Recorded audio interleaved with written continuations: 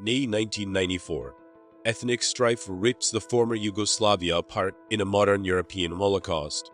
Bloodletting, not seen since World War II, revisits the continent. 800 such days have preceded this, and the world has taken little heed of the carnage. But when an artillery shell explodes in Central Marketplace, a British news crew captures the images that force Western powers to take notice.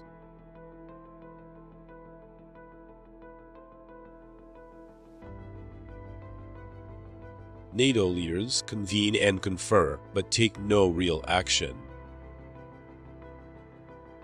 With the flow of new victims come rumors of a new horror.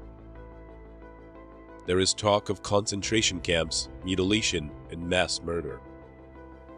The vocabulary of genocide mingles with the cries of the wounded. In Yugoslavia, even government leaders are in denial of the emerging Holocaust. 50% of alleged camps that I have visited, and I have not found concentration camp. Images of a devastated society bombarded the West, and over time, compel American President Bill Clinton to act.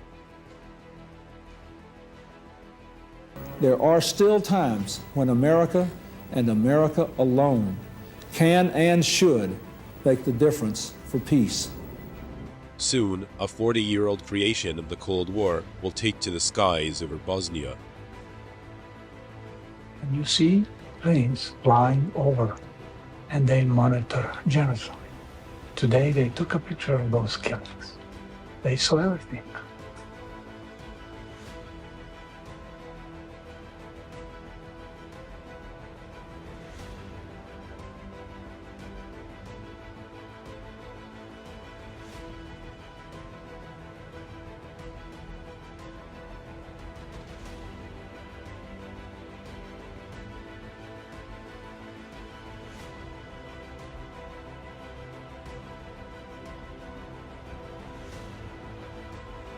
Launching from an airstrip in southern France, American U-2 pilots will keep a constant vigil over the warring factions below. 15 miles above the killing fields of the former Yugoslavia, the Lockheed Utility-2 carries out a mission little changed since it first confirmed the existence of Soviet missiles in Cuba over 35 years ago.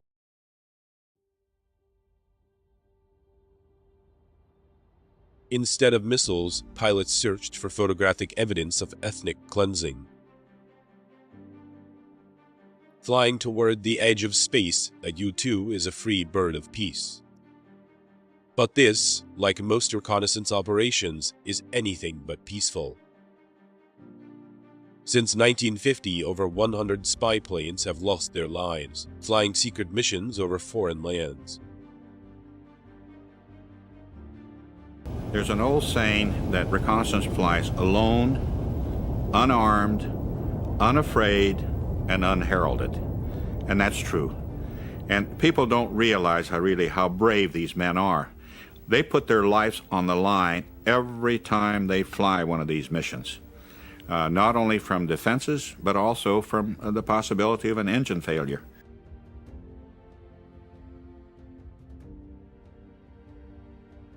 We may never know the names or exact numbers of lost men. The U-2 is notoriously difficult to operate. Pilots call her the Dragonlady. It is for a good reason. The U-2 functions in what aviators describe as the Coffin corner. A 10-knot window where if they fly any slower, the aircraft will stall, and any faster, and the plane will rip itself apart.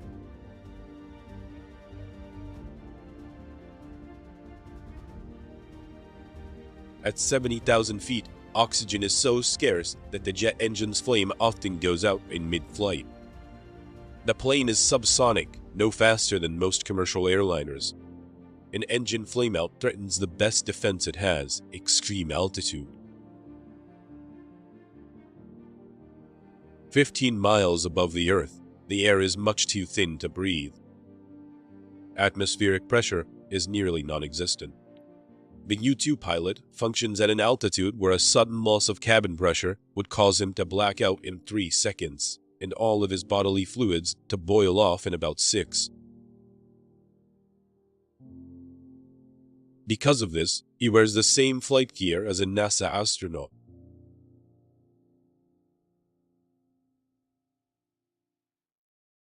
Straining to control a plane in the thickly layered suit causes pilots to sweat up to 10 pounds every mission. Many who washed out of the U-2 program do so because they cannot handle the claustrophobic nature of the flight gear. Your vision is somewhat restricted, obviously. You can look pretty much over your right shoulder and left shoulder.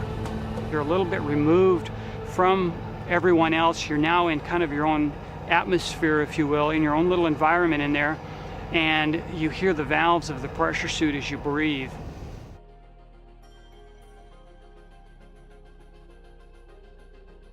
The work alone in radio silence, flying up for 9 hours in racetrack patterns above the Yugoslav republics. Along the way, they will gather over 2,000 photographic images of target areas pre-programmed into the plane's flight and optical computers.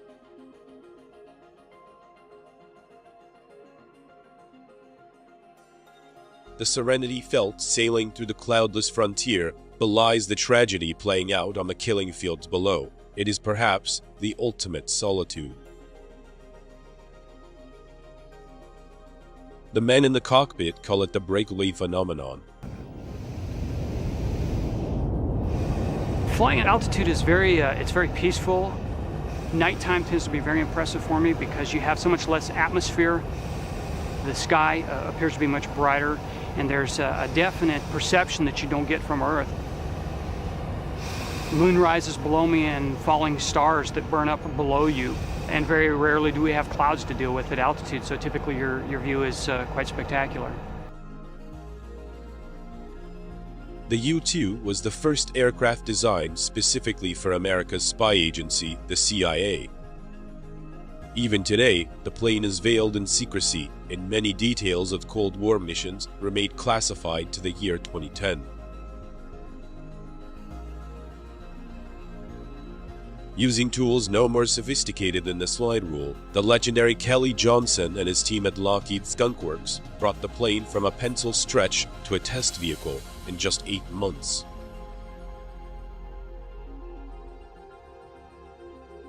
When it first flew in 1955, this aluminum machine weighed just 17,000 pounds. Today's U-2, stuffed with some of the most expensive black boxes money can buy, weighs more than twice that.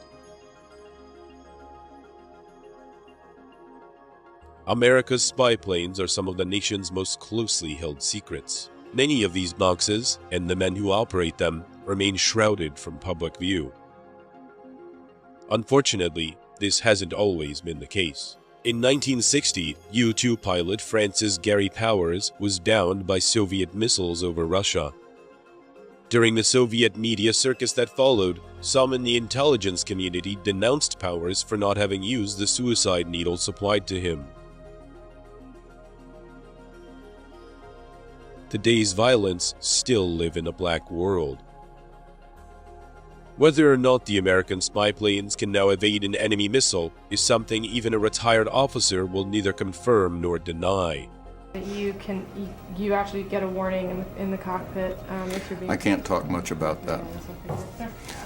I can say, well, I can say that we knew that we were being tracked. I can say that, but I can't really talk anything about the systems.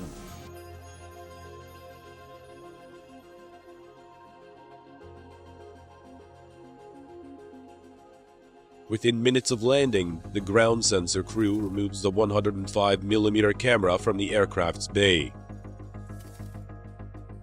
As always, timing is critical.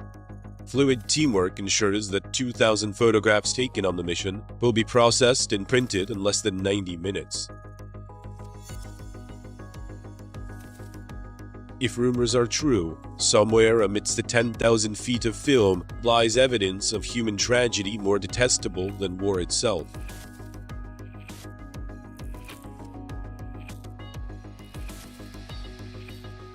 It is one of the oldest tools in the aerial reconnaissance craft. Even in today's world of spy satellites and radar imaging, the photograph retains a favorite status in the intelligence community.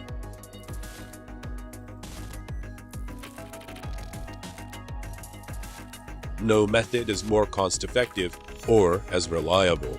Perhaps it is because the camera sees as the human eye does. Perhaps it is because a picture is still worth 1,000 words.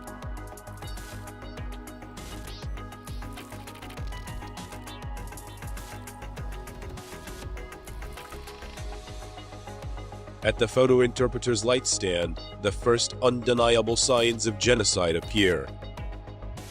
A single U-2 print typically covers a region of about 8 square miles. To the untrained eye, these wide area views may seem innocuous enough. But the tools and techniques of the CIA's National Photographic Interpretation Center leave little room for doubt.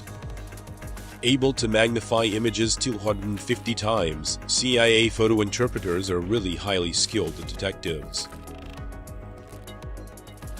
Detectives who combine what they see on the light stand with what they hear from operatives and eyewitnesses in Bosnia to create a complete intelligence picture. We in America have developed the analyst as the center of central intelligence, to look at all the information, not just the secret information, but everything, and then put it together and tell us what it means. By midsummer of 1995, U.S. officials are armed with the photographic evidence they need to publicly expose Serbian war crimes. On August 9th, CIA Deputy Director John Gannon testifies before Congress. What you're moving to now, Mr. Gannon, has been obtained in what way? This is aerial photography, U-2. What intelligence has done, sir, is we have, at the end of this, been able to show you, quite apart from the human suffering, we have been able to show you a pattern that we can say with confidence that this pattern of abuse took place in over 3,000 villages of Bosnia. The presence of ground scarring in dump trucks corroborates the stories of mass graves told to reporters and relief workers by the survivors.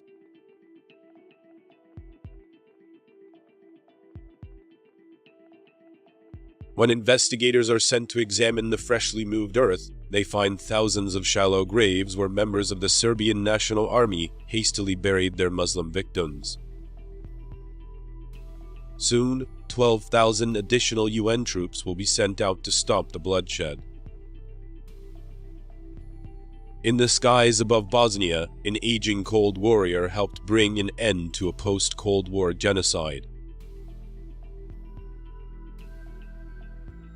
Aerial photographs, like those that documented mass murder in Bosnia, were critical in efforts to stop the killing.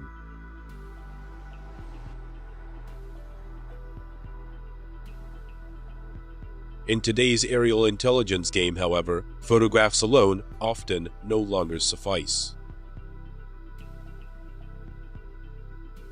You have first your standard photo. Okay, that's a black and white photograph. Now, the black and white photograph is good, but it doesn't penetrate foliage. Radar will penetrate foliage, and you can see what's going on the ground.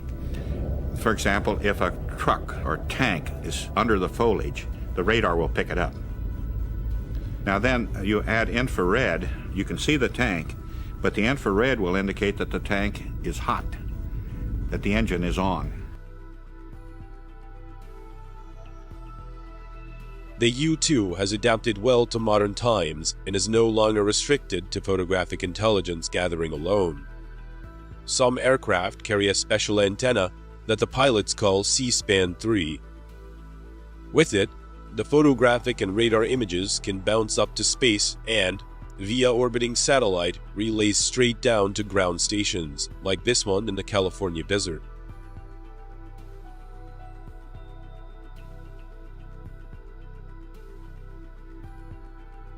When combined with cutting-edge radar imaging technology, these systems provide a real-time intelligence.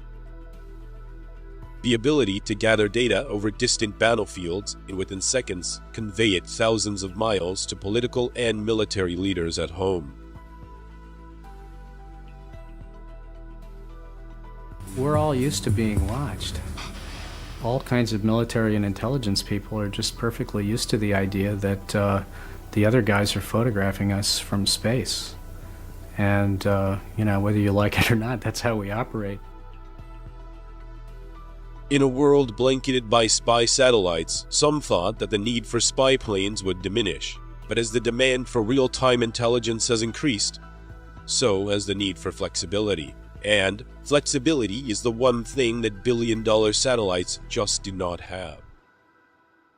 You do have some ability to hide certain toys you might be playing with. You can't make your whole nerve gas factory disappear because it's a huge immovable object, but you might be able to make some trucks go away or whatever it is, or you could put aircraft in hangars. A sophisticated foe can predict the arrival time of the satellite by tracking it on radar so they can evade certain types of detection. Now, if a fast airplane comes blasting across way up in the sky on a flight path that they had no way to anticipate at a time that was, of course, not announced in any way, it's like, oh, they took our picture. Damn, it happened, you know?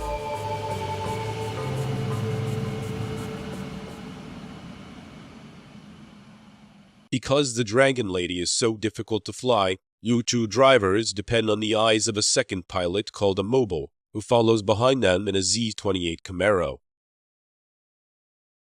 What we normally do is just slip in behind and just kind of sheepdog along behind the plane, make sure that he's not going to get himself into any problems with his taxi.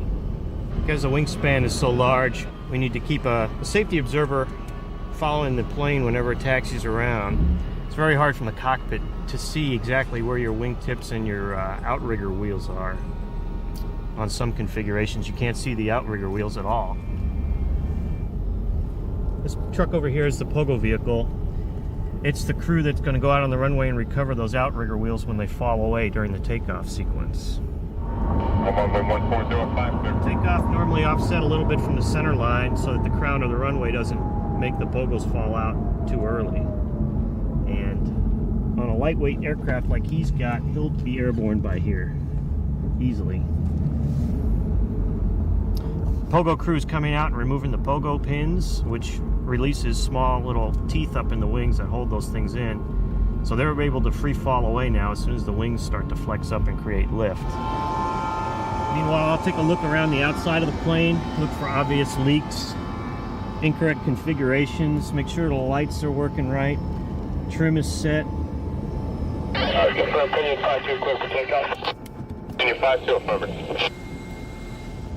Cleared for takeoff. Gonna run the power up to 80%. Check the engine instruments, release the brakes.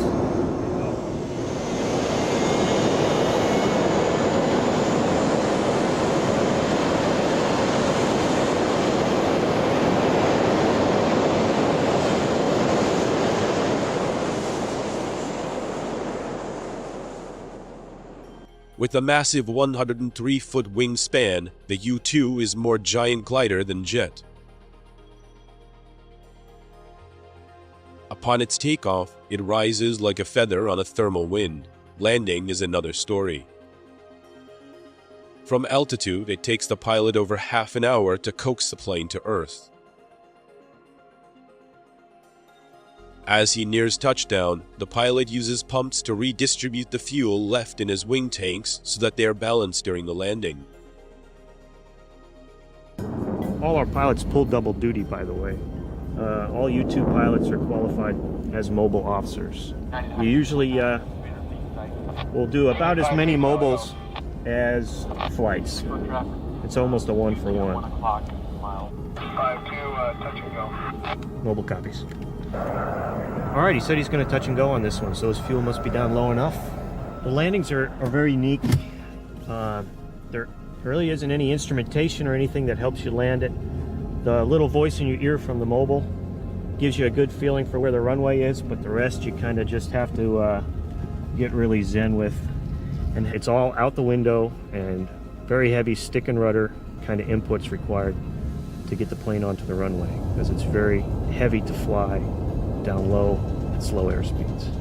The visibility from the cockpit is not good, left and right. You don't have very much peripheral vision. That's what gives you your sense of sync. So that little voice from the mobile helps quite a bit also. It's very fun driving the car. It's a little hard to get used to running down the runway at an aircraft that's getting ready to land, though. It's inherently unnatural. 4, 3, 2, 2, 1, 1. It's a very challenging plane to land because it's obviously got that bicycle kind of configuration on the landing gear. So you've got to always land it tail wheel first, and you have to continually balance the wings because those outrigger wheels aren't there after it takes off. A sudden crosswind can tip the U-2 off-center. Even the most experienced flyers rely on reinforced skids on the wingtips.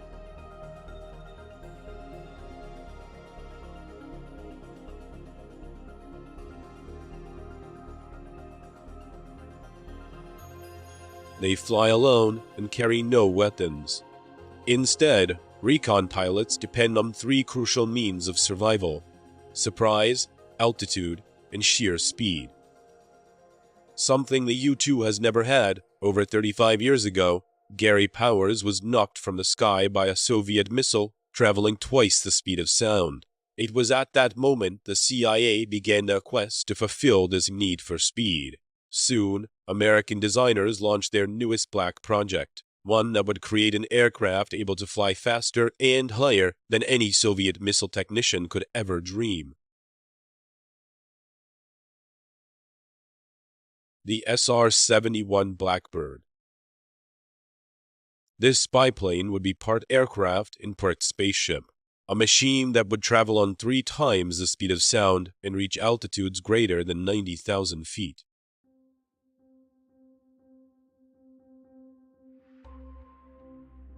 In late 1961, the CIA turned to a proven group of men to transform this dream into reality. Soon, Kelly Johnson and his Lockheed Skunk Works team are again at hard work. In a pre-computer age, they create an aeronautical marvel 3 generations ahead of its time. I'm a little bit surprised that Kelly Johnson even had the audacity to attempt anything as difficult as this when the likelihood of failure is so great. I remember on our early airplane, while we were having so much trouble, I asked him one time, I said, if we're able to get 1,200 miles out of this thing, nautical miles, will you deem it successful? And he says, yeah, I'll think that's very successful. And hell, we got twice that.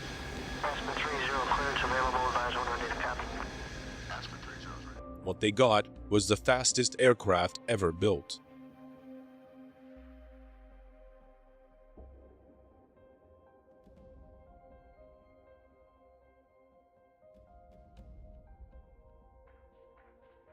Pratt & Whitney J-58 engines, big enough to power the Queen Mary, launch its 140,000 pounds of body to the edge of space.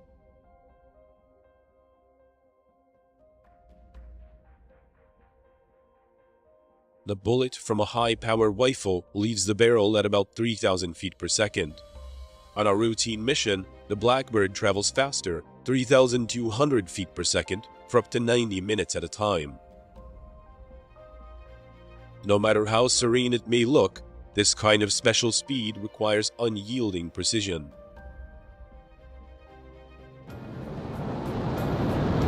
You know, Mach 3, boom.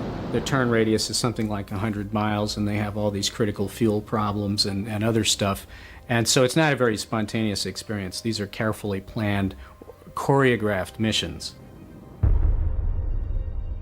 With the thunderous clap of a sonic boom, the Blackbird hurtles through the frigid atmosphere, leaving a fiery tail of shock diamonds in its wake. At 2,200 miles an hour, the aircraft becomes superheated from the friction created as the air rushes by. And indicating Mach 3.0 at this time. When you go Mach 3, the amount of heat that the whole airframe, everything experiences all this heat, and nothing that they have at the store works.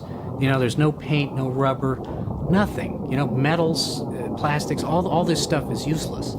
And they just had to go through so many contortions to make every single part of the plane tolerant of these extreme temperatures. Temperature affects everything on this airplane. The average person probably is not cognizant of that fact, but the faster you go, the harder things get. The Lockheed jet is 9/10 titanium, and when they built it, the CIA used a phantom company to buy material from the world's largest supplier, the Soviet Union.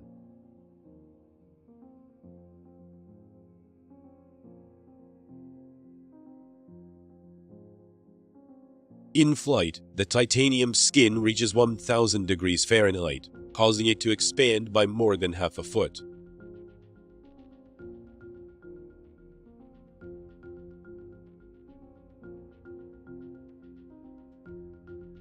This heat-induced expansion posed a real challenge to the Skunk Works team. When in design they found that the aircraft was heated and then cooled, then the titanium skin would buckle and not return to shape. And they found by longitudinally corrugating the wing and fuselage parts of the aircraft, then the aircraft would go through the heating cycle, cool back down, and return to shape. One of the puzzles of extreme heat was never really solved. Sealants for the fuel tanks, they never came up with a polymer that would seal the joints in the skin panels that hold the fuel in, so the Blackbirds sit on the ground and weep. That seems silly. You can look, oh, these stupid guys back in the 60s didn't know what they were doing. There's still no plastic, that can get to 700F and not turn into burnt hot dog oxide. Once at altitude, the heated skin stretches, sealing the aircraft's fuel cells. But as hard as the Blackbird gets, its heat signature remains low. Built to avoid the passive sweep of Soviet radar, the aircraft, larger than the Boeing 737, was a milestone in early stealth design.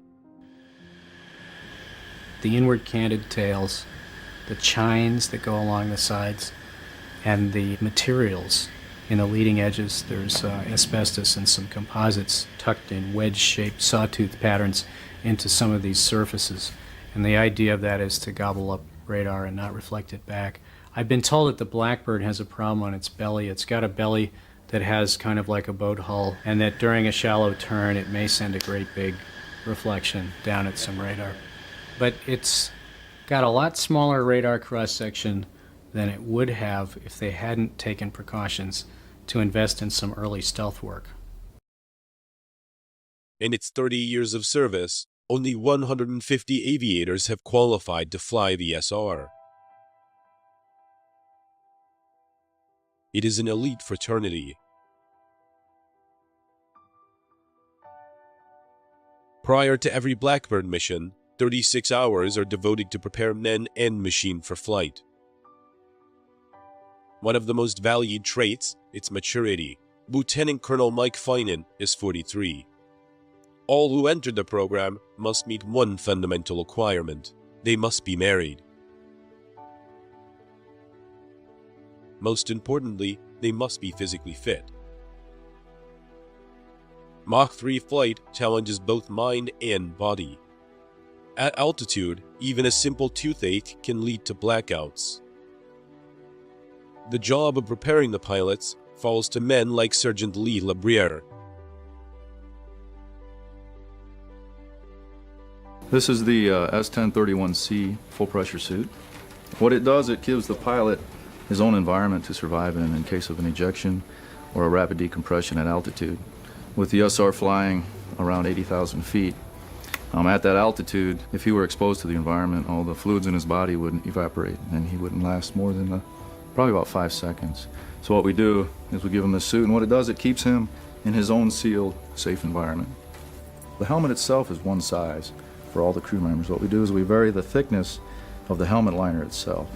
It has the earphones in it for communication. Of course, his microphone, which he can adjust from the outside of the helmet. This is called the face seal.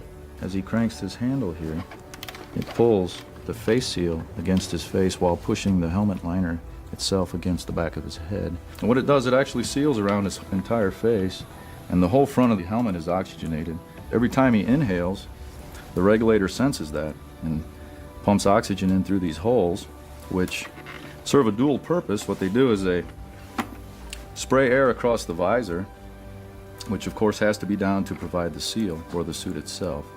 So it prevents the visor from fogging, and he's only given oxygen as he needs it. So when he exhales, the regulator stops pumping oxygen into the helmet. Wait for it, sir. Men preparing for high-altitude flight must breathe pure oxygen for at least 1 hour before launch to remove all the nitrogen from their blood. This reduces the possibility of the bends. 115? When you put a person in the airplane, the cost and weight and complexity goes up hugely, because along with a person, you have all this life support stuff. You maybe you're pressurizing the thing. You've got ejection seats. You've got all these instruments and controls and all kinds of stuff that's geared to the person, not to the airplane. The two-man crew is essential to success. Soon, pilot and reconnaissance systems officer for RSO will be traveling faster than a speeding bullet, while operating some of the most sophisticated intelligence apparatus ever built. They are, in effect, the Blackbird's central nervous system: 2 brains, 2 pairs of eyes, and 2 sets of hands. Without them, this mass of metal and electronics could not function. Something that's different about flying the SR-71 is the absolute and total man-machine integration. People talk about strapping an airplane on, but I don't believe you strapped an airplane on until you snapped your spurs into the ejection seat, and you hooked up your life support hoses, and you've been given that responsibility. Before flight, each of the SR's huge power plants require a jump start from 2 454 cubic inch Chevy engines.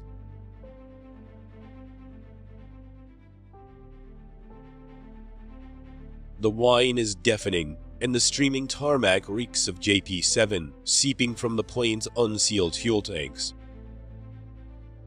So much fuel is lost prior to launch that the Blackbird takes off with nearly dry tanks.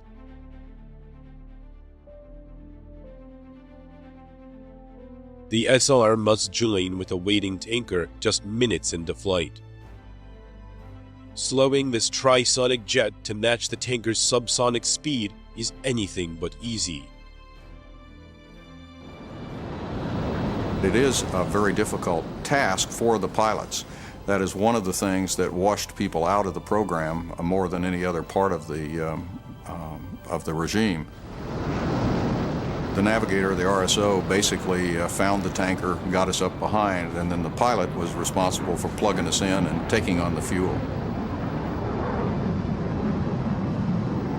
The other thing is that the tanker is very heavy, and at the beginning of the track, the SR is very light.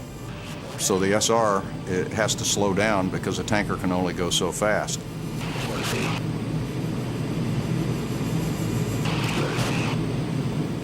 So you're fairly close to stall speed in the SR as you hook up. As I said, one of the few things that washed people out of that program was the inability to stay in behind that tanker.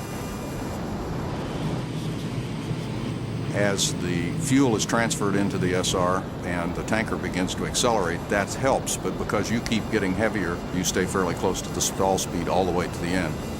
United 382 Salt Lake, 330. You always breathe a sigh of relief when you feel the boom kick you off and you know that you're full and you can go again. 15 minutes and 80,000 pounds of fuel later, the Blackbird is ready to retrieve images halfway around the Earth.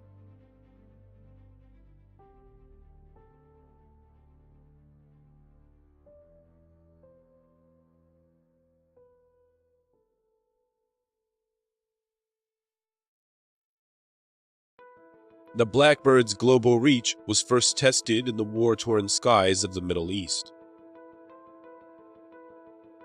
Here, High above the banks of Suez Canal, the prying eyes of the SR-71 helped ease tension and keep a regional conflict from winding into a global war.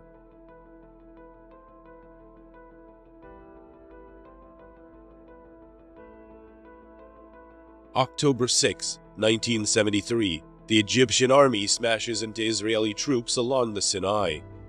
The attack is sudden, ferocious, and well executed.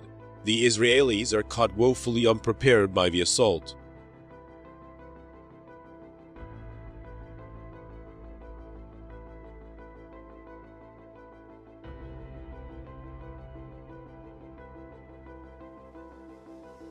To the northeast, Syrian planes slash through Israel's borders high above the Golan Heights.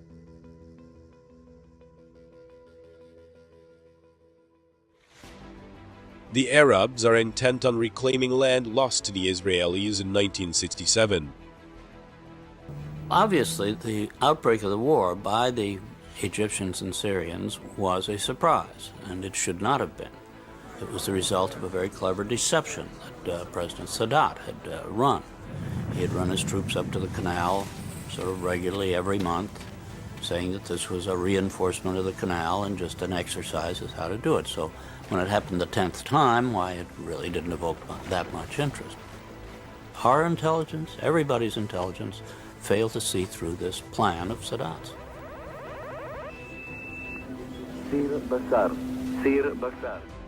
The Israelis rely on a people's army. It will take nearly 2 days to mobilize them. 12-foot-high sand beams defending Israeli positions along the canal were supposed to buy them time to do this. The Egyptians have an ingenious but simple counter. Using high-pressure water hoses, they break through Israelis' defenses in just hours. Soon, they moved nearly 80,000 men and 200 tanks across the canal.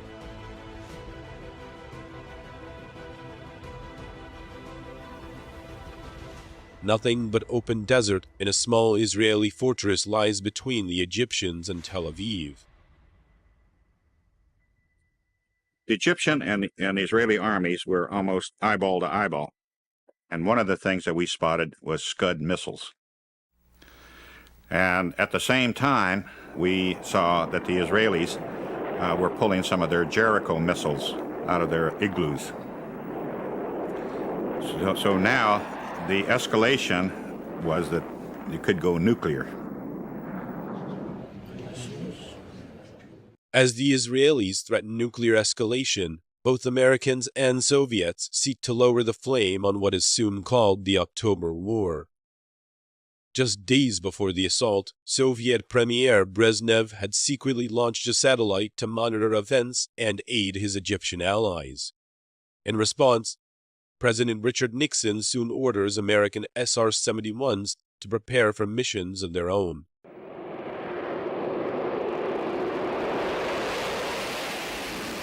And in that situation, we wanted to know exactly where the Egyptian forces were and where the Israeli forces were, because Mr. Brezhnev had written a message to President Nixon saying, look, you've got to stop the Israeli.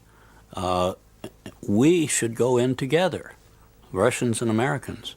Well, we didn't want Russians in the Middle East. But then Mr. Brezhnev added the point, and either you come in with me or I'll go in alone. And that was when we said, no, you're not going in alone. By October 14th, Egyptian fortunes have waned. Counterattacking Israeli troops pins a .8th Army against the canal. In an amazing reversal, Israeli commanders soon prepare to thrust into Cairo itself. But a victorious Israeli army marching into the ancient capital will push most Arab nations over the brink. War will surely engulf the Middle East and send the world economy into a tailspin. Uncertain of just where the opposing armies stand, American leaders have no way to gauge the threat or find a viable solution.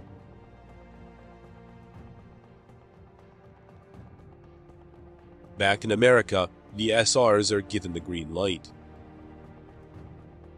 Secretly flown from California to Griffiths Air Force Base, New York, ground crews prepared their birds for the longest mission ever. Only personnel with the need to know were informed of the real purpose of the Blackbird's presence.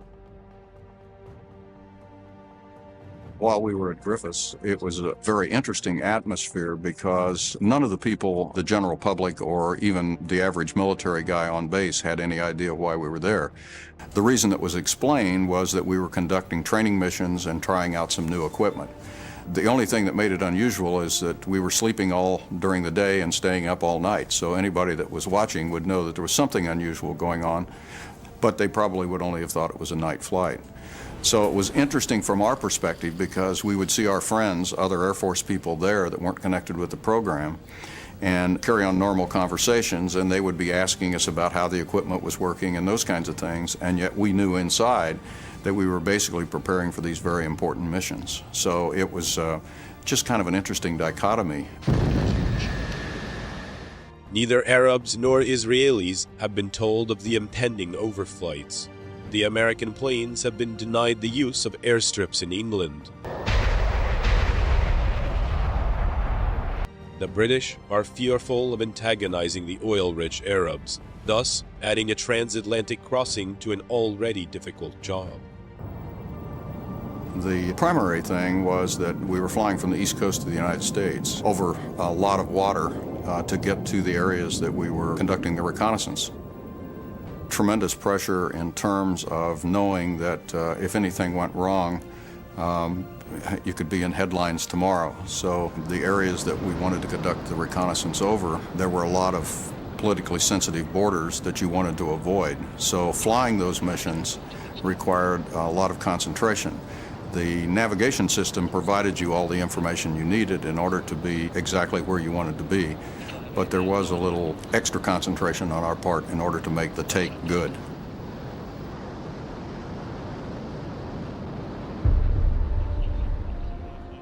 Throughout the fall of 1973, unexplained sonic booms reverberate across the northeastern seaboard of the United States.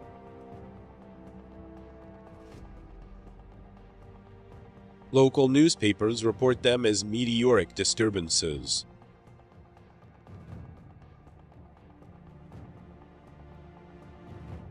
Unknown to most, it is the sound of Blackbird pilots returning from the Middle East after a grueling 10-hour mission. A mission that includes 11 mid-air refuelings in 5 hours of Mach 3 flight. The Blackbirds bring with them an incredible bounty. Their cameras can survey an enormous area, 100,000 square miles, in a single mission. Incredibly, the Americans decide to share these images with all of the parties involved, Egyptians, Israelis, and Syrians. Soon, hundreds of photographs are sent to their leaders in Cairo, Tel Aviv, and Damascus.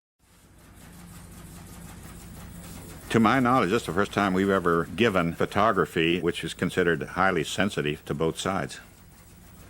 You had people in the agency that were violently opposed to allowing the film from cameras that were top secret to be obtained by a potential adversary, basically.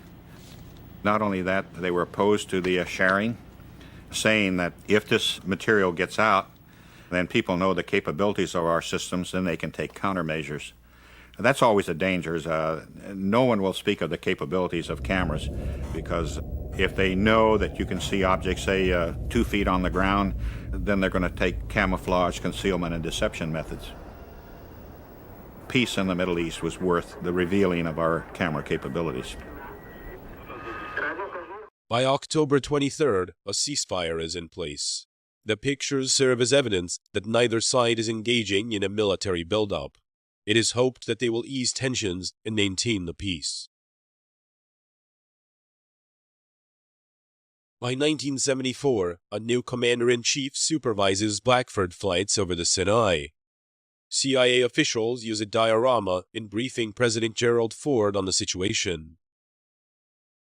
These are real big boards, and there was a complete map of the Sinai. And it would show the battle lines, it would show the where the concentration of tanks were, it would show the results of airstrikes. It was a very comprehensive thing. All the information that we could possibly squeeze out of the SR-71 mission was squeezed out.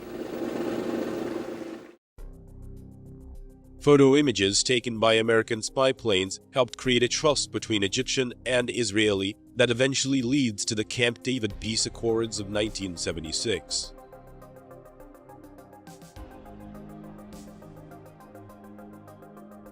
American aircraft maintain that trust to this very day. By United Nations resolution, overflights of the Sinai continue, and the intelligence gathered is still shared. Ironically, the mission is now carried out by the Blackbird's predecessor, the U-2. Advances in satellite technology, budget cuts, and the end of the Cold War had led to critics to claim that the spy plane's days are numbered.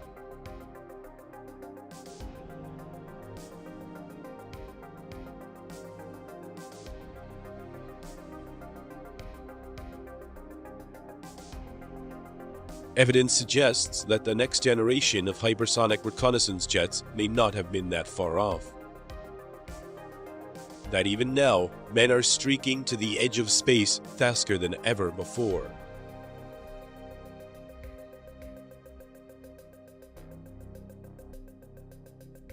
Hundreds of seismic recorders buried in the desert around Los Angeles serve as an early warning system for earthquakes. Since 1991, the recorders have been rocked by unidentified sonic booms originating hundreds of miles off the California coast. Scientists of the U.S. Geological Survey have discovered the unique and incredible mark that these sonic booms have left in their wake. If something is traveling very high over the area, the footprint of the sonic boom is also going to be very wide. That's one reason we think that whatever is causing this large sonic boom is traveling relatively high, because the boom was felt all over the coastal area, and we recorded it over quite a wide area here. One reason that we're very good at identifying sonic booms is that we see the space shuttle land here several times a year. When it does land, we can track it across our instruments and estimate the height, the speed, and the direction very accurately. So when we saw other sonic booms, we tried to do the same kind of thing. The first one of these unusual sonic booms we saw was in June '91, and since then we've seen about 8 or 10 very similar ones, and they caught our attention because they happened always at the same time of day on Thursday mornings, which was a little unusual. When you stare at these waveforms and these bumps and wiggles that we see in our record, the mystery one seems to be probably something smaller. The frequency content is different, and it doesn't have that very characteristic N wave that we see very often for the shuttle or the SR-71. These people may have got a glimpse, some of them, of something being tested that maybe will be built someday, or maybe it was a loser, or maybe the funding didn't come through. Who knows? For example, it could have been a meteorite, but the fact that it's always coming on Thursday morning probably rules out that possibility. It's not the space shuttle, it's not the SR-71, because there were no scheduled flights, and also the signature looks very different. So after we rule that out, basically all we can say is something is flying faster than the speed of sound offshore the coast of Southern California. And the only thing I'm really aware of that's got some substance to it is this remarkable photo, which has come to be known as the Donuts on a Rope exhaust contrail photograph, which was taken by a photographer named Steve Douglas in Amarillo, Texas. And it shows this unusual dotty exhaust contrail. Instead of looking like a line of chalk across a blue sky, it looks like boop, boop, boop, boop, boop, boop, boop. And now that's different. It was published in Aviation Week, and it ran in Popular Science, and it got attention, like, what is this? And there were reports of unusual loud rumbling and stuff accompanying this thing, and it's not a bad-looking photograph. It doesn't have that murky UFO look that you come to mistrust. Unannounced, and usually at night, the Pentagon's newest aircraft make their maiden voyages across the desert sky.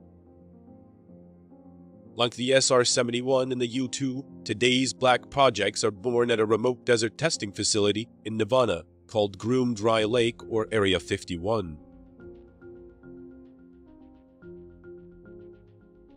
The Pentagon denies that the facility exists. Ironically, pictures of it do, taken by Russian spy satellites and now for sale to the highest bidder. The desert tract surrounding Groom Lake had become a mecca for aviation and UFO enthusiasts. Even the state of Nevada has recognized the site's unique commercial appeal.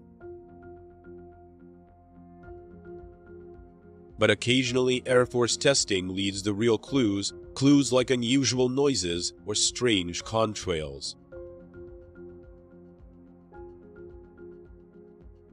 Some engineers attribute this puffy contrail photographed over Texas to a pulse detonation wave engine, the next generation in aerial propulsion. It's a non-continuous type of combustion. A jet engine is a device that just runs all the time. You know, your car is going bang, bang, bang, bang, bang. A jet just runs continuously. Well, this pulsed combustion engine, it is a design that goes boom, boom, boom, boom, boom, boom. It doesn't run continuously. And presumably such an engine could make a contrail that looked puffy. To many, uncovering proof of classified government programs is a game of cat and mouse. Skunkworks team member Ben Rich was Kelly Johnson's right-hand man for over 20 years. Rich was fascinated by the persistence of aviation enthusiasts in trying to prove that the Black Project exists. But he remained most enamored with the marvel that he and Kelly Johnson built over 35 years ago. Biography Rich said, "Had we built the Blackbird in the year 2010, the world would still have been awed by such an achievement." Just before his death, he refused to comment about the future projects on the Skunkworks agenda, and when asked about the Donuts on a Rope photograph, he left only questions behind. And so I said, you know, Ben, this is the one really intriguing thing that's sort of a piece of evidence. And I said, what am I supposed to make of this? And he said, well, Stu, for you and I to talk about that anymore, you'd have to have a need to know.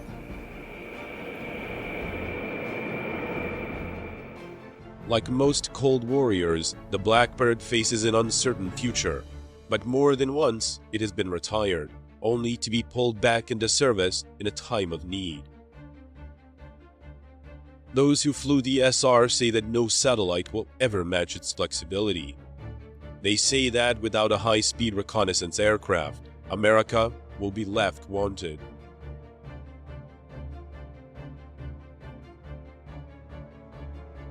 Enemy missiles could never catch it, but budget cuts eventually did. Meanwhile, those who know the true cause of the sonic booms now rattling the California coastline are keeping the secrets to themselves.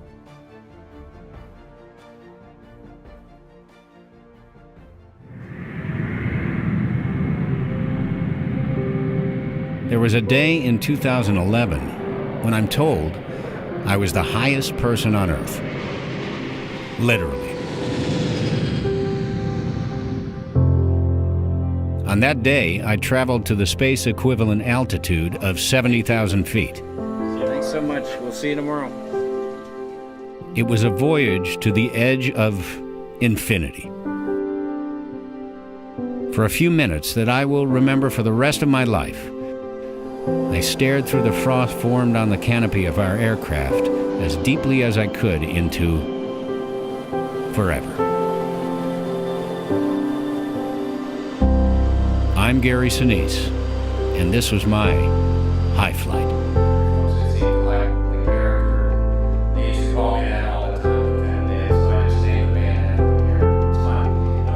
Thank you so much. There will be a time on Wednesday when you're the highest person on Earth. Congratulations on that. Yeah.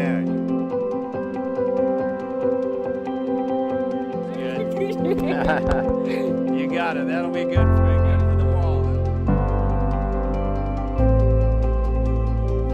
How are you? I'm Gary. Thank you.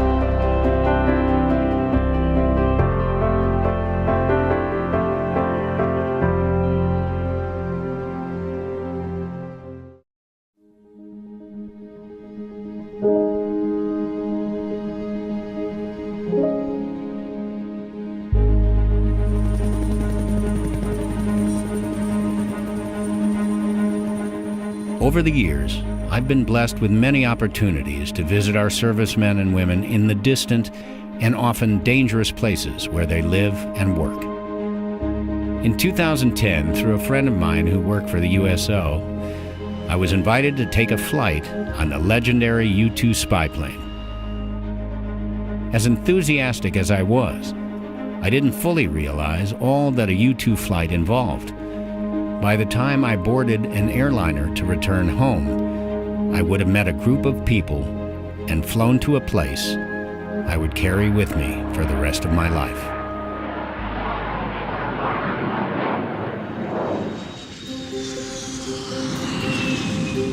Beale is an 86,000-acre base that was opened in October of 1942 as an Army training site for armored and infantry divisions. It also served as a prisoner of war encampment during World War II. It transferred to the Air Force in 1948. The 9th Reconnaissance Wing is a highly specialized group of more than 3,000 personnel in 4 groups: the 9th Mission Support Group, the 9th Medical Group, the 9th Maintenance Group, and the 9th Operations Group.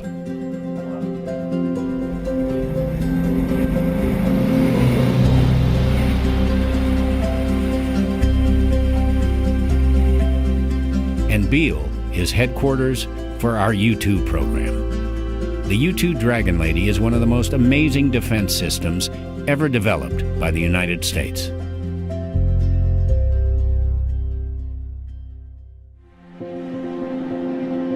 She is a baby boomer. She was born in the 1950s when we began to realize just how little we knew about the newly emerging superpower, the Soviet Union.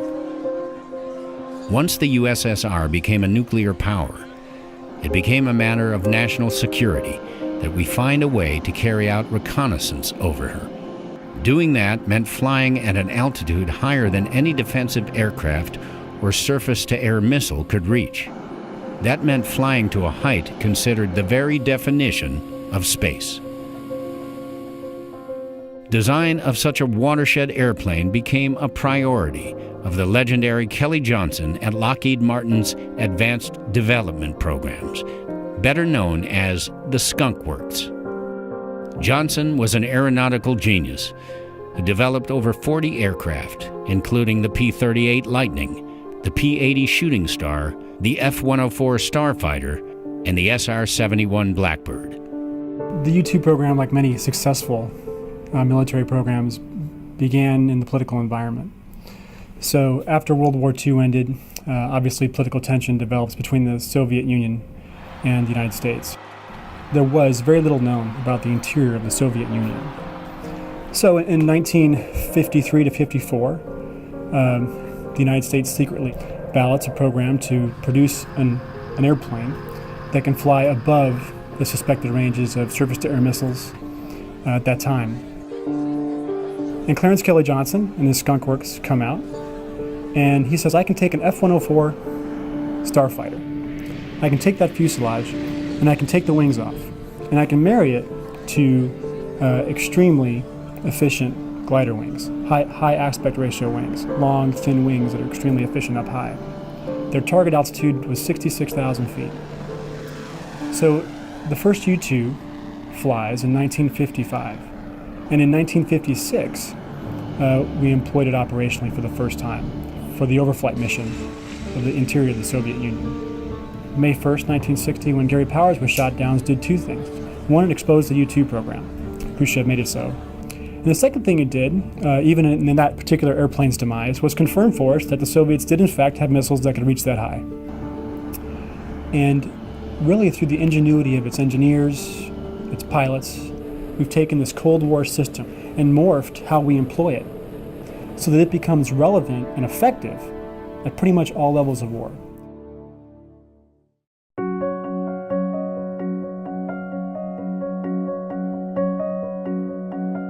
In the over 50 years of the U-2 Dragonlady's existence, barely 1,000 pilots have ever flown her. So this wall is all of our solo wall. Every pilot that has soloed the jet, been alone and unafraid in the U-2, has his name and his solo number up on a plaque. On another wall in Beale's Officers Club are the portraits of those who have lost their lives while serving in the U-2 program. This is truly sanctified ground. I was starting to understand what a rare opportunity I was being given. The chance to join the High Flyers Club, to go to the top of the Dragonlady's ride, 70,000 feet. That's twice as high as any commercial airliner flies. It's 40,000 feet higher than Mount Everest, the world's tallest mountain. If it all goes well, for a few incomparable minutes, I will be the highest human on the planet. There you go, bud. Thank you for serving. Thank you. Squeeze in. After all these years of traveling in support of our troops, it is likely that I've been on more military bases than many of those who actually serve in the armed forces. I'm impressed with every visit. Our bases are special places, islands of efficiency, productivity, orderliness, and civility. They are places that stick with you, that inspire you to do a little better and be a little better when you return to your own neighborhood. It was a great welcome to Beale.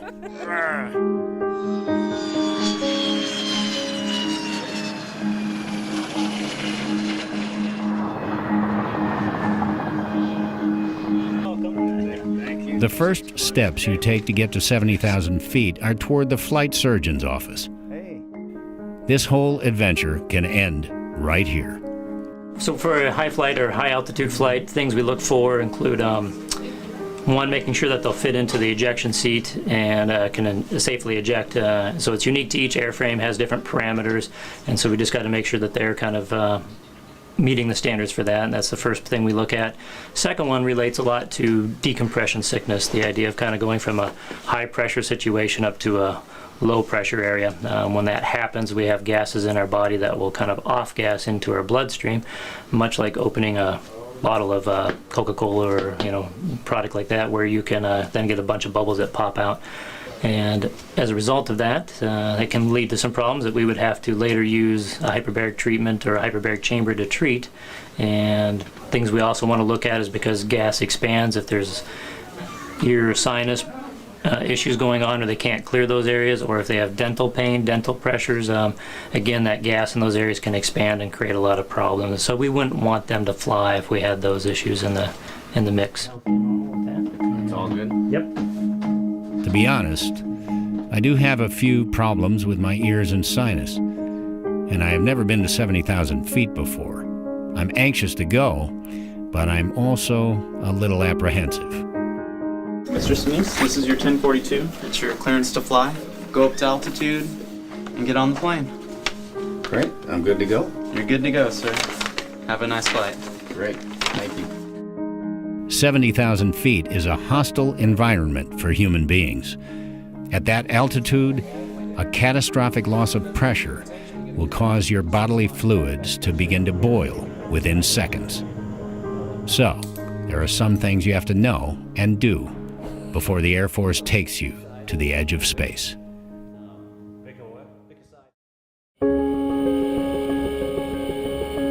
Jay Ford will be the pilot for our mission. Confident, measured, calm, prepared, irreverent, funny. Ejection, so our controlled ejection altitude, we want to be at least 2,000 feet above the ground. If for some reason the airplane goes out of control today, we want to eject immediately. We don't want to wait. No, but I'll let you know if that happens. So, please do. Yes. Physiological incident, so if at any time during the flight you're feeling bad or funny, or you just have any questions about, hey, why do I feel this way, ask, let me know. So, bad news does not get better with age, and especially if it's, bubbles in your brain and spinal column. So we can do a little bit to fix those. So let me know, and if you're having any sort of GI problems, let that gas out as it's starting to build up. Don't hold it in, and keep holding it, and then things can get messy. Yeah. Thank you. Appreciate it. Hi, guys.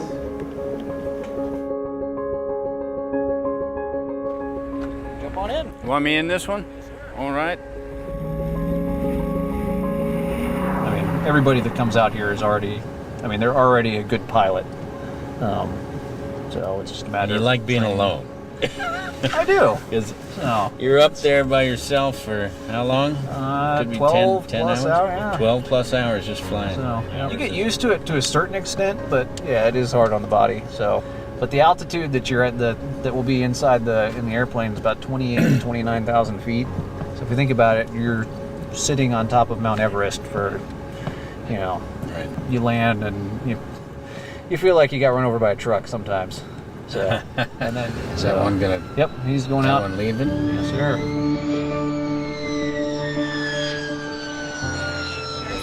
How are you? I'm Gary. Nice to meet you. Thank you. Darcy. Thank you. Hi. Welcome, sir. Name's Heather. Going to be teaching Heather? you about the full pressure suit today. Fantastic. Thank you. The physiology briefing is an attention getter, to say the least. I started learning what can happen to the body at altitude, and I was introduced to my newest best friend, my spacesuit. Basically, open this guy up.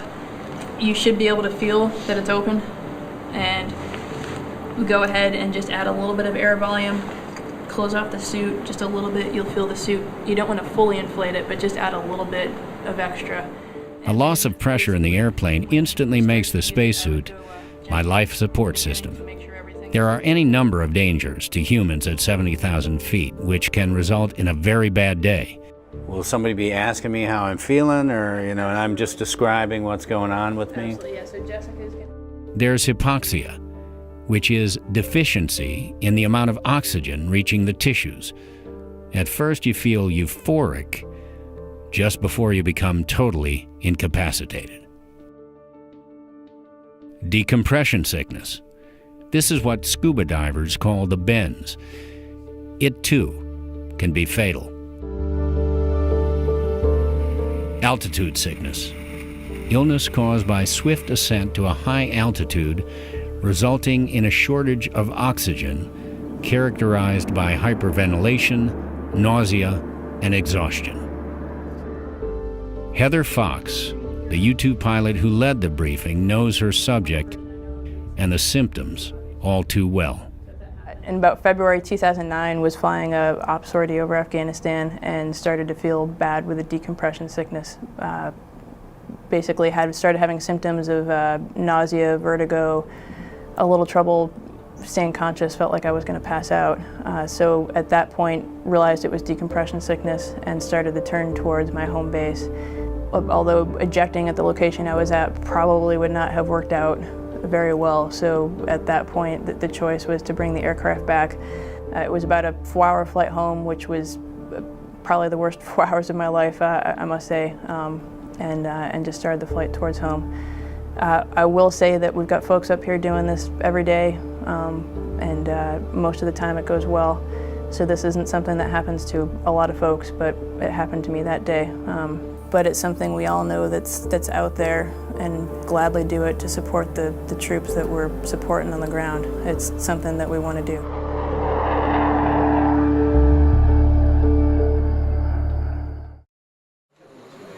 They call getting fitted for your spacesuit integration, and it is a process.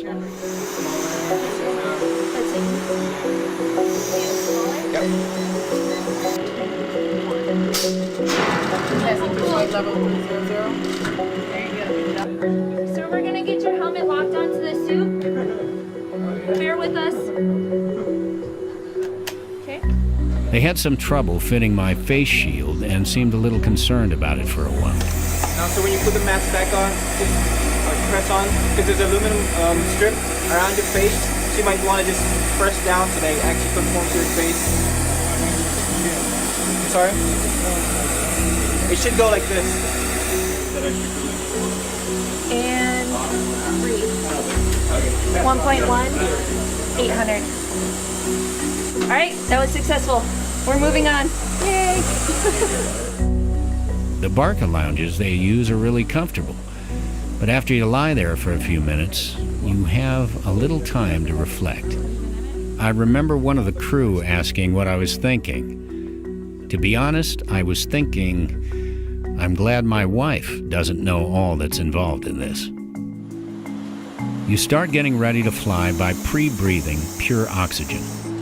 You do 10 or 12 minutes on the elliptical machine to really start sucking it in. This pre-breathing of pure oxygen eliminates the nitrogen from the blood and tissues, minimizing the risk of the bends I mentioned earlier. Once this process starts, you can't breathe normal air again. You have to hold your breath while putting your helmet on. Then carry the auxiliary unit with you, so you continue to breathe only pure oxygen.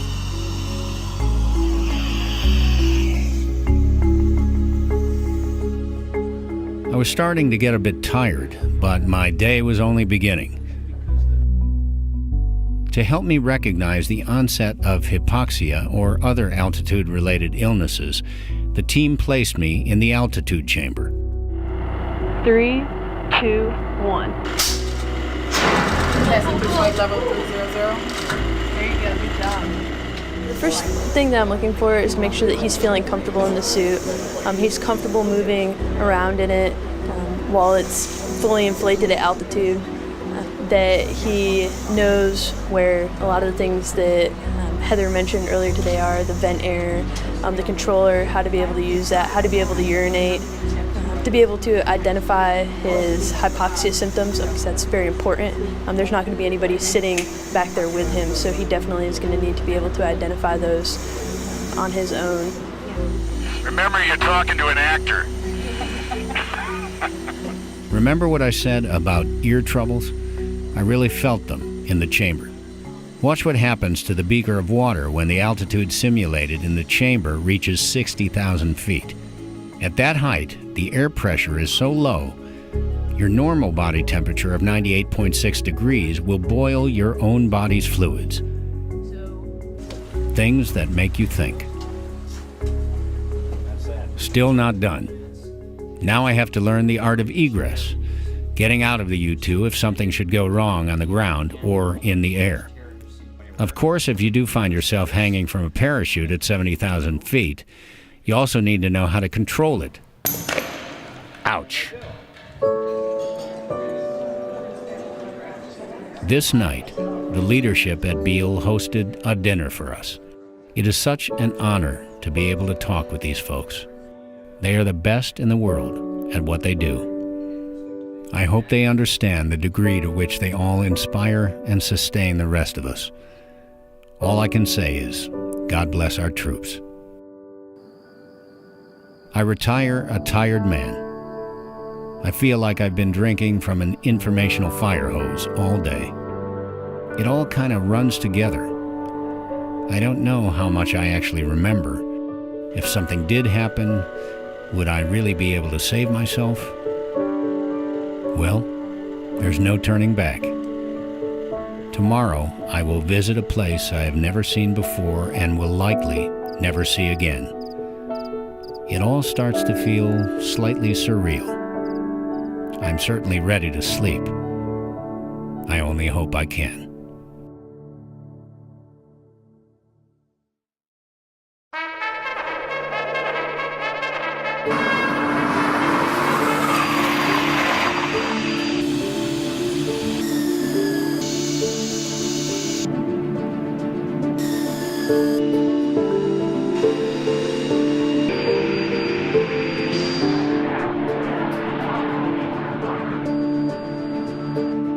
many ways, it's just another day at the office for my pilot, Jay Ford. Over a light breakfast, we went over the flight plan again. Essentially, we'll just be making a big loop over Northern California. The apprehension I took to bed last night has left me. Let's do this. Jay takes a final look at the anticipated weather. Great news. We're going to encounter severe clear. With a little luck, I might be able to see forever. Hey, thank you very much. Thanks for serving the USA. You folks are awesome. It's great to be here. Thank you for your support. You bet. Have a safe flight, sir. Thank you. Bye-bye. Is it possible to feel like a veteran without actually having flown in the airplane yet? Folks, we got a timetable to meet. We got someone to get into a suit, 2 people actually. But last night I was able to tell Mr. Sinise that our motto that we always cheer in big groups is very fitting for him today. But for his high point today, we want to hook him up. Get him high! Here you go. Have a great flight. Thank you very much. Yesterday, I had trouble with my gloves, my faceplate.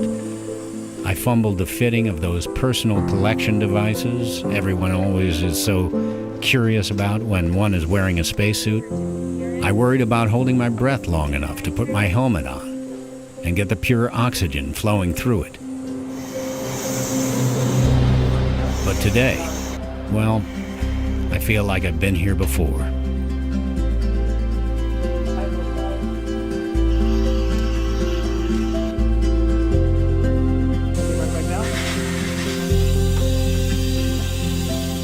In fact, I'm a little surprised at how much of my training I do recall. I'm ready.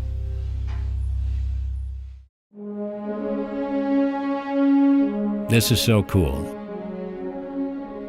I admit it. I've always been a space groupie. When I was preparing to play astronaut Ken Mattingly in Ron Howard's Apollo 13, I got to meet Jim Lovell and a number of the astronauts. I met Gene Kranz, the flight director, who did so much to get that badly damaged craft and her crew home. I sat in the NASA mission control room where it all took place and let my imagination have its way. There was a space shuttle launch about the time we were starting to film. I just had to see it. I flew down to the Cape and just went out by myself to stand with the others who had gathered to watch. I was mesmerized.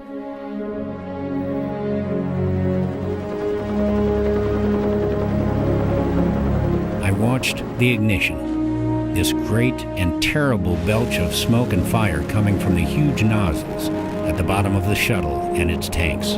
There was a slight delay while the sound and shock waves rolled across the water to the observation area. When they hit, I could literally feel them in my chest, clear to my heart. What an emotional experience. I'm truly sorry for anyone who did not have the opportunity to see a shuttle launch in person. As an actor, I'm used to playing parts. The spacesuit certainly brings back memories of roles I'd played. But this is no role. It is about to get very real.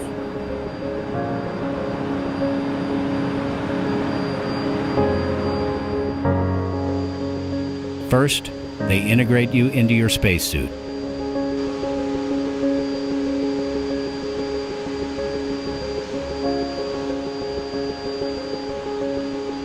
Then you and your spacesuit have to be integrated into the airplane. Press the button there.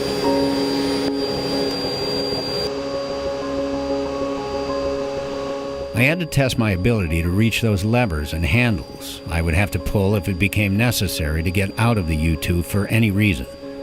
There comes a moment when you have to arm your ejection seat. If you have to make an emergency exit, there is an explosive charge that literally blows your entire seat out of the plane with you in it. I was keenly aware that I was sitting on a bomb.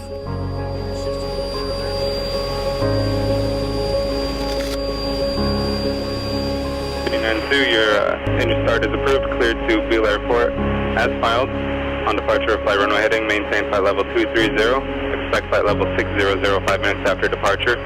NORCA departure frequency 353.7. Squawk 4454. Tactile departure is on request. And 4454 on the squawk for Opinion 9 or 2. Yeah, Opinion 9 2 is ready to taxi. We'll be making the right turn out of parking. Proceed down to Bravo. Opinion 9-2, make right turn out of parking. Runway 15, taxi via Golf, Bravo. 15 Golf Bravo for Opinion 9-2. Off we go!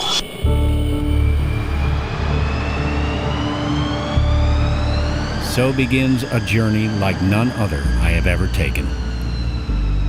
The traditional salute to the dedicated ground crew that keeps this extraordinary bird flying. I know the camera crews are out there somewhere. Whatever happens, there'll be pictures. And there are the chase cars. Funny thing about the U-2. It is flown by one pilot, but it can't actually be flown by one pilot. That's because when the U-2 tries to land, its high aspect ratio wings do not want to stop flying. The only way to get it back to the ground is by effecting a complete stall at just the right height over the runway. So other U-2 pilots in chase cars, called mobiles, must race along and tell the pilot in the plane exactly where he or she is in relation to the ground at every moment. Look at those incredible wings. They are so long they have to be supported by little wheels on the ends called pogo wheels. The pogos have to cleanly drop off as soon as the plane is airborne, and then be removed from the runway. That is why the chase car mobiles are needed on takeoff as well. Indian 2 Bill Tower, stand by, sir.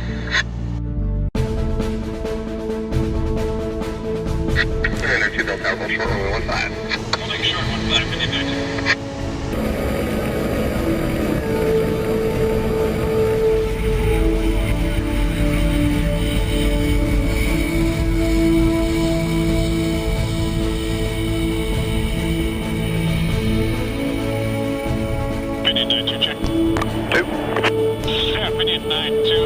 At Bravo, holding short ready. Indian 2, task for departure approved, runway 15 and 160 at 6, cleared for takeoff, change departure. Tactile departure approved, cleared for takeoff, Opinion 9-2. Alright, you ready to go? Roger that. Ready as we're gonna be. Alright.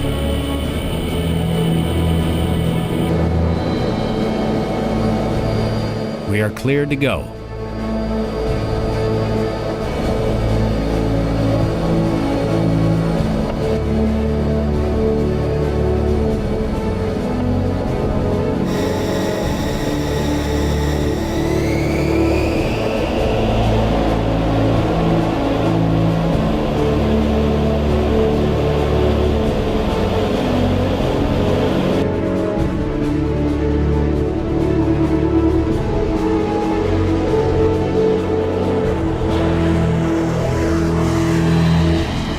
I can't believe how the U-2 just pops into the air. An airliner needs 5,000 feet, a mile or so, to gain enough airspeed to take off. We're off in less than a tenth of that, only 400 or 500 feet.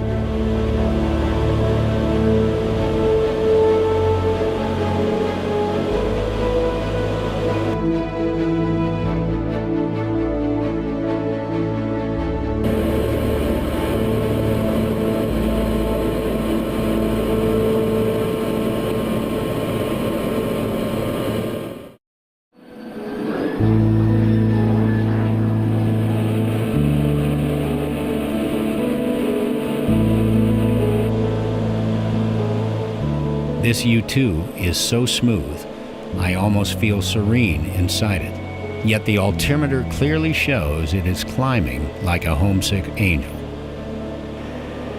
Okay, good morning. Opinion 9-2 with you. 3,000 climbing 230. Opinion 902, Dr. Bird, ready contact. You looking outside? Oh yeah. Trigger 51 ready. And if you want to, you can open your T-block and do as you please at this point. You probably only get open a little bit. You get a pretty good amount of air through there.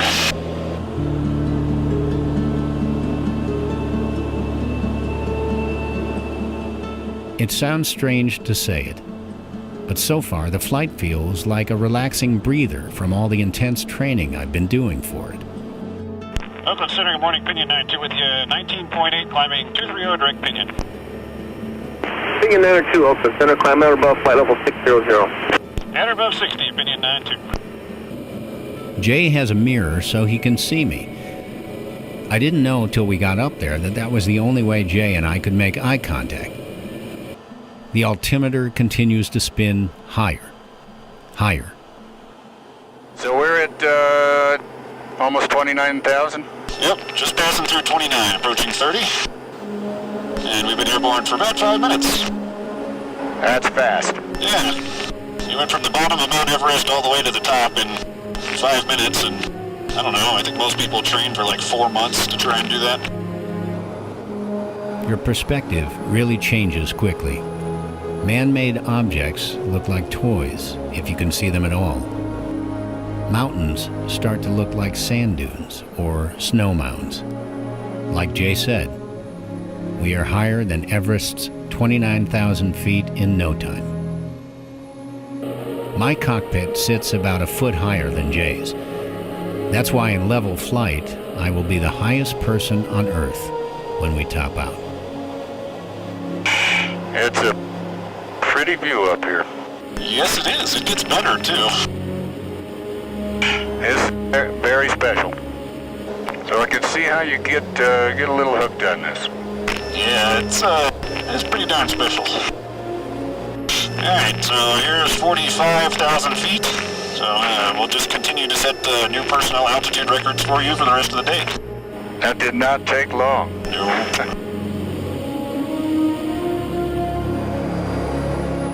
Alright, so there's 50,000 feet, or cabin altitude, so your body it's sitting at is at 24,000 feet, almost 25. So we'll gain over another 20,000 feet, but cabin altitude's can only go up about another 5. Very comfortable right now. Yeah. Yeah, Pinion 92 passing 52,000 feet in the green. Airbox copies in the green. Mobile copies in the green, have a good flight. Thank you.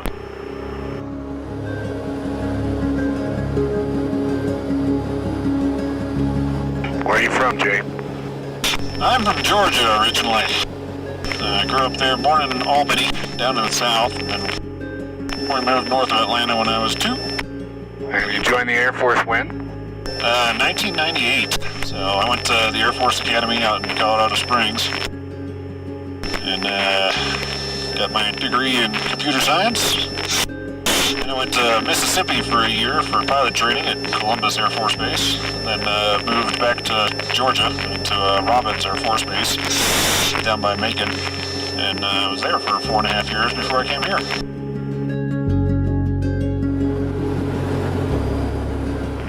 Okay, well, fairly. Yep, there's 60.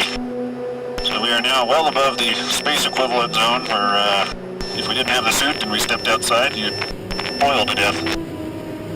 Followed shortly thereafter by freezing to death, since it's almost minus 60 degrees centigrade outside. Well, let's stay inside. Yeah, I like that idea. The U-2 is not an easy airplane to fly. The thinner the atmosphere, the faster the plane has to go in order for the wings to provide adequate lift. To maintain the required airspeed at 70,000 feet, the U-2 has to fly at the top edge of its speed envelope. If it drops by even 5 or 10 knots, the wing can stall. If that happens, the plane can become uncontrollable. U-2 pilots call this narrow operating window the Coffin corner.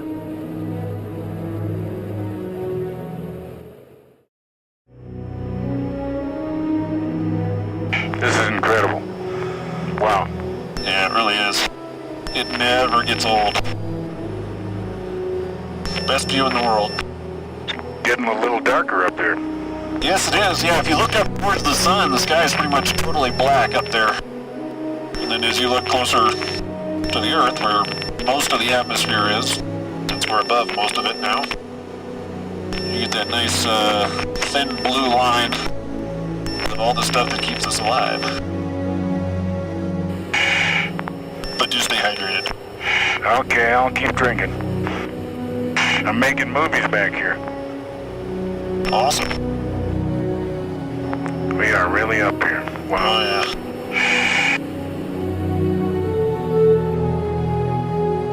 Coming up on 66,000.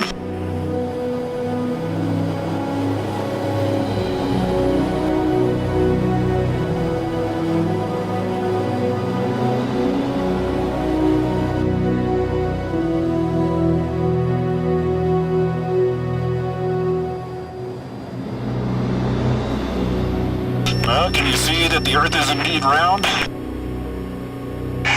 It's amazing. Yeah.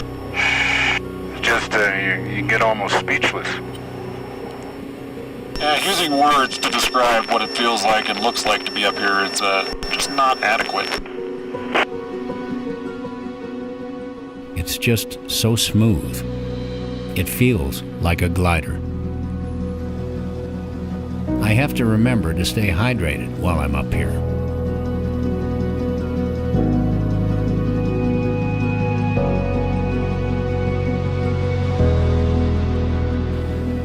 At 70,000 feet, we are twice as high as any airliner I have ever flown in. There is a vastness out there that I can feel to the depths of my being, but that I cannot describe in words.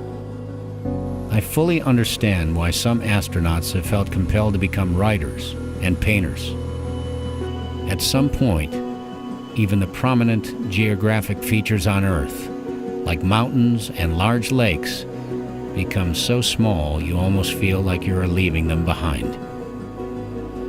When you travel to the outer edge of everything you have ever known, a sense of isolation starts to set in. I thought of the expression, Mother Earth, we use so glibly, and it suddenly seemed deeply profound.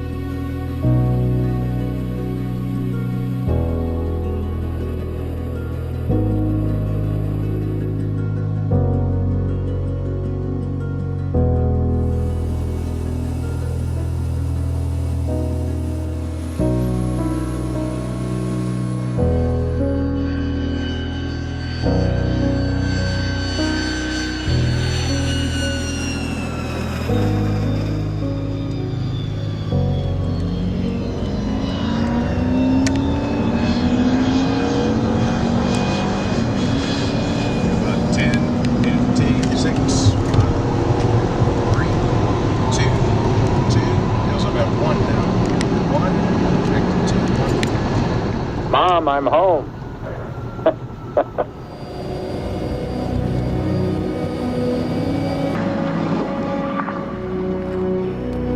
Awesome. That's fantastic. Alrighty.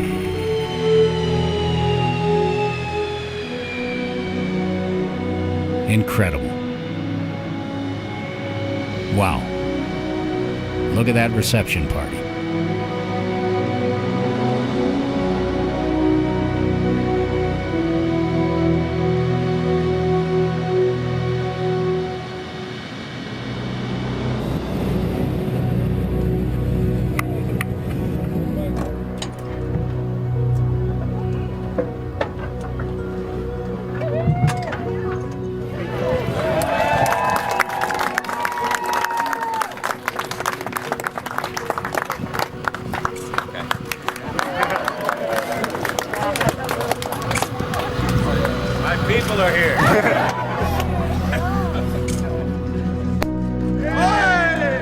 Return to God's good earth a different person. I leave Beale Air Force Base a far richer man. Emerson wrote that there is no history, only biography. There are hundreds, if not thousands, of biographies attached to the U-2 Dragonlady. From Kelly Johnson to Francis Gary Powers to Jay Ford. There have been thousands of dedicated airmen on the ground that have kept her flying. There are countless gallant soldiers who are alive today because a U-2 was there to tell them what awaited them over the next sand dune. I leave Beale, as I leave so many military bases, with a deep and profound appreciation for those who serve our country in harm's way. Remember, this is an all-volunteer force. These are men and women who believe so deeply in the core principles of America, they willingly offer their lives to defend them. No greater love has any man or woman than to lay down his or her life for another. I thought about that up there on the purple edge of space with my life in Jay Ford's hands. And I thought about it when I touched back down on the ground after seeing the Earth in a way I had never seen before and will likely never see her again. I'm Gary Sinise, and that was my high flight. I wish you could have been there.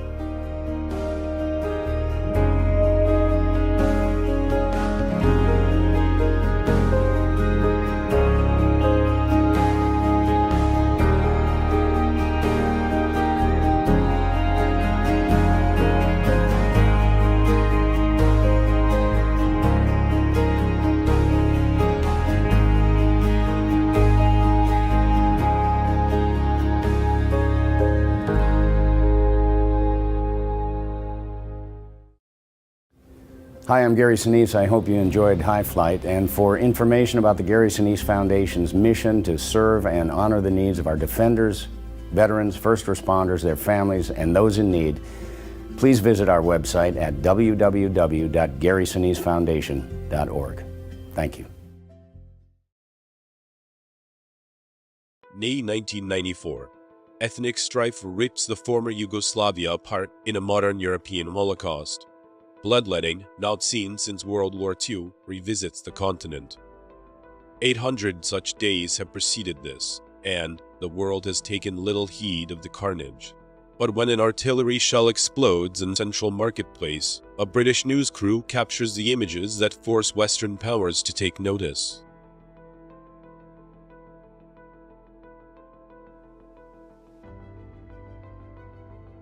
NATO leaders convene and confer, but take no real action. With the flow of new victims come rumors of a new horror. There is talk of concentration camps, mutilation, and mass murder. The vocabulary of genocide mingles with the cries of the wounded. In Yugoslavia, even government leaders are in denial of the emerging Holocaust.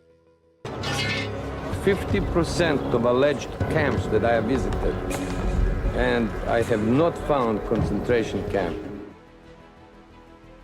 Images of a devastated society bombarded the West, and over time, compel American President Bill Clinton to act.